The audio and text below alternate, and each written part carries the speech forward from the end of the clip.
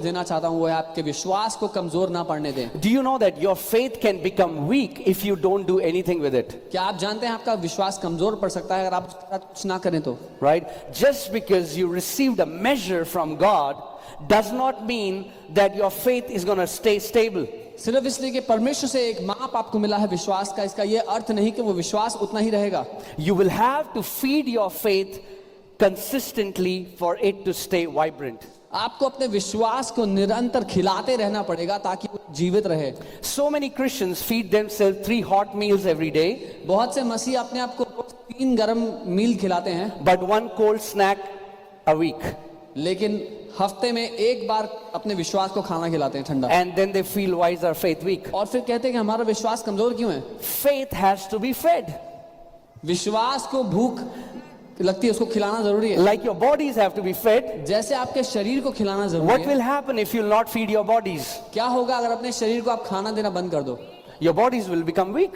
शरीर कमजोर हो In जाएगा। the same way, ठीक वैसे ही if you don't feed your faith, अगर विश्वास को खाना नहीं खिलाओगे your faith is going to become weak. तो आपका विश्वास कमजोर होगा। There is a faith food.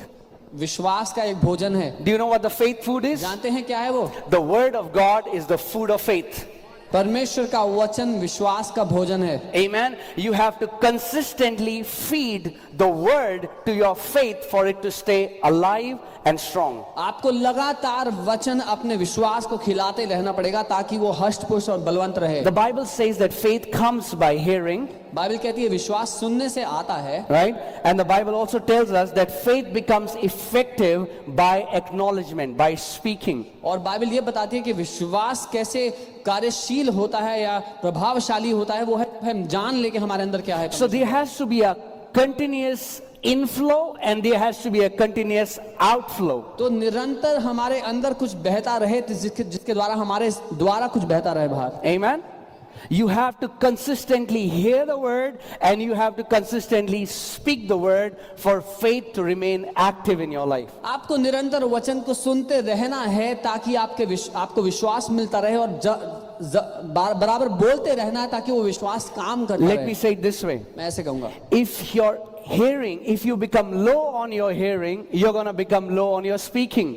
अगर आप सुनना कम कर देंगे विश्वास के वचन को तो आप बोलना कम कर देंगे विश्वास के वचन को। And if you become low in your confession, your faith is going to become weak. और अगर आप विश्वास के वचन बोलना कम कर देंगे तो आपका विश्वास कमजोर पड़ने लगेगा। And you cannot walk in victory with a weak faith. और आप जय में नहीं चल सकते कमजोर विश्वास के साथ। You will quickly panic if there is any adverse situation in your life. आप जल्दी से परेशान होंगे अगर कोई विपरीत विपस्थिति आए। You will worry like people in the world worry. आप वैसे ही चिंता करेंगे जैसे लोग करते हैं। You will get anxious like the people in the world get anxious. आप वैसे ही परेशान होंगे जैसे लोग परेशान होते हैं दुनिया के। What happened? क्या हुआ? You're not feeding your faith. अपने विश्वास को आपने खाना नहीं खिलाया। Amen.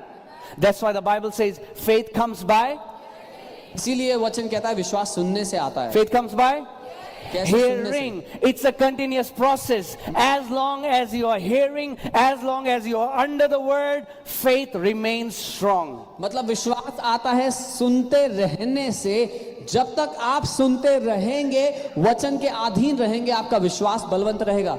Because you are always hearing something or the other. क्योंकि आप हमेशा कुछ ना कुछ तो सुन ही रहे हो। If you're not hearing the word, अगर वचन नहीं सुन रहे then you are hearing the world. तो दुनिया को सुन रहे हो। Let me say it again. दोबारा करो। If you're not hearing the word, अगर वचन नहीं सुन रहे you are hearing the world. तो दुनिया को सुन रहे हो। And if you're hearing the world, और अगर दुनिया को सुन रहे हो then you're gonna the fruit of that would be fear. The fruit of that would be anxiety. The fruit of that would be depression. तो दुनिया को सुनते रहने का जो फल आपके जीवन में होगा वो परेशानी, डर, भय होगा। Amen. I'll give you some keys to remain strong in faith. And it happens with me. It will happen with everyone. If I feel that I feel that I am feeling weak in faith, I feel that my faith levels are dropping. और ये मेरे साथ होता है और सबके साथ होता है, इसीलिए मैं आपको कुछ कुंजियां देने वाला हूं। अगर मुझे महसूस हो कि मेरे विश्वास का स्तर गिर रहा है, कमजोर हो रहा है, If I feel that I am not feeling that confident as I was feeling 2 months ago, then I will see, oh, what has happened? And then I realize I have become low in my hearing or I have become low in my confessing. तो मैं देखता हूं कि क्या हुआ पिछले 2 महीने में, ऐसा क्या बदला, तो मैं ये पाता हूं या तो मैंने अपने सुनने को कम कर दिया विश्वास के वचन के, या मैंने उसको बोलने को कम कर दिया। See, the Bible tells us in Romans 3:27 that faith is a law. रोमी 3:27 वचन बताता है विश्वास एक नियम है। What is faith? It's law. Now there are laws, there are natural laws and there are supernatural laws that God has set in motion. और नियम कानून स्वाभाविक हैं और अलौकिक हैं और परमेश्वर ने उनको रखा है। Right? Laws are eternal. और वो नियम कानून अनंत के हैं। But you have to set a law in motion for you to receive the advantage of that law. लेकिन एक नियम को अपने जीवन में लागू करना पड़ेगा ताकि आप उसका फायदा ले पाएं। For example, the law of aerodynamics. उदाहरण के लिए एरोडायनामिक्स का जो लॉ है, When mankind discovered this law, जब मनुष्य को ये पता लग गया, they did not invent it, उन्होंने इसको बनाया नहीं, they did not create it, इसकी रचना नहीं की, they found it. उन्होंने ढूंढ निकाला। Say found it. बोले ढूंढ निकाला। There are many things in the word that the moment you find it, you will be able to take benefit of it. वचन में कई ऐसे नियम कानून हैं, जब आप ढूंढ लेंगे तो उनका फायदा ले पाएंगे। Amen? That's why knowledge is very important. इसीलिए ज्ञान बहुत जरूरी है। And I'm not talking about books knowledge. I'm not talking about the knowledge of this world. I'm talking about the knowledge of the word. और मैं किताबी ज्ञान या दुनिया के ज्ञान की बात नहीं कर रहा हूं, मैं वचन के ज्ञान की बात कर रहा हूं। Amen. So when mankind discovered the law of aerodynamics, they understood if we can take an object, give a speed to it, the object will start to lift up. और जब मनुष्य ने पता लगाया कि आप जब किसी भी चीज को लेंगे और बहुत तेजी से वो गति से हिलेगी चलेगी, तो वो हवा में उठना शुरू हो जाएगी। And if you can maintain that velocity, that things will keep rising up. और अगर उस गति को आप बना के रख पाए तो वो वस्तु हवा में उठती चली जाएगी। And that's why they created engines. Because of the engine, the aircraft is able to maintain a certain velocity, and because of that, the aircraft remains flying and does not come down. और इसीलिए उन्होंने engine बनाए ताकि जो aircraft है वो एक गति प्राप्त कर पाए, ताकि वो हवा में रहे और नीचे ना आ जाए। How many people are getting what I'm saying? कितने लोग समझ रहे हैं जो मैं बता रहा हूं? Right? So that means for an aircraft to fly, there has to be a certain amount of velocity that has to be maintained. मतलब एक एयरक्राफ्ट के उड़ने के लिए एक तेज गति है जो उसको प्राप्त करनी पड़ेगी पहले। In the same way, for you to fly with your faith, there has to be a certain amount of confession that you have to maintain in your life. ठीक वैसे ही अपने जीवन में विश्वास की उड़ान भरने के लिए एक गति के या एक स्तर के कन्फेशन आपको करने पड़ेंगे। You cannot confess defeat, doubt, sickness and then think that you are going to walk in victory. अपने जीवन में हार, निराशा और बंधनों की बातें करके अपने जिंदगी में आप जय नहीं देख सकते। Amen. Let's go to 2 Peter 1 from verse 2. I want to show you something. दूसरा पत्रस 1 और 2 मैं कुछ दिखाना चाहता हूँ। Say, Lord, I am ready बोले प्रभु मैं तैयार हूँ to receive your word. तेरे वचन को ग्रहण करने के लिए। All right, hear this. Grace and peace be multiplied unto you. How? How? Not through somebody laying their hands on your head. वचन क्या कह रहा है? अनुग्रह और शांति तुम्हारी जिंदगी में कई गुना हो जाए परमेश्वर के ज्ञान के द्वारा, किसी के हाथ How से is नहीं। how is grace and peace multiplied? अनुग्रह और शांति कैसे कई गुना बढ़ते हैं आपकी जिंदगी में? Say through the knowledge. बोले ज्ञान के द्वारा। Through the knowledge. ज्ञान के द्वारा। Through the knowledge of God परमेश्वर के ज्ञान and के of द्वारा Jesus our Lord. और प्रभु यीशु के द्वारा। And where do you get knowledge of God and of Jesus? और कहाँ आपको ज्ञान मिलता है परमेश्वर और प्रभु यीशु के बारे में? In the word. वचन में। Amen. Amen. That means the more you know about God from His word, the more grace and peace will be multiplied in your life. इसका मतलब जितना ज्यादा आप परमेश्वर को जानेंगे वचन के द्वारा, उतना ज्यादा अनुग्रह और शांति आपकी जिंदगी में मल्टीप्लाई हो जाएगी। Amen. Are you getting it? God is not partial. परमेश्वर पक्षपाती नहीं है। Amen.